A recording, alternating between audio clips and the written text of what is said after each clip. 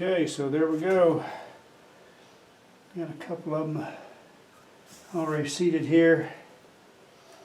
If there's anything to really match up, you'll just have to do the best it can. Matching here, I don't really see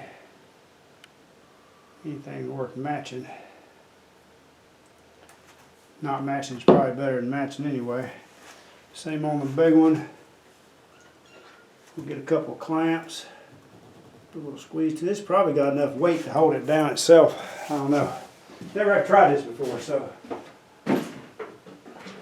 we'll just have to see.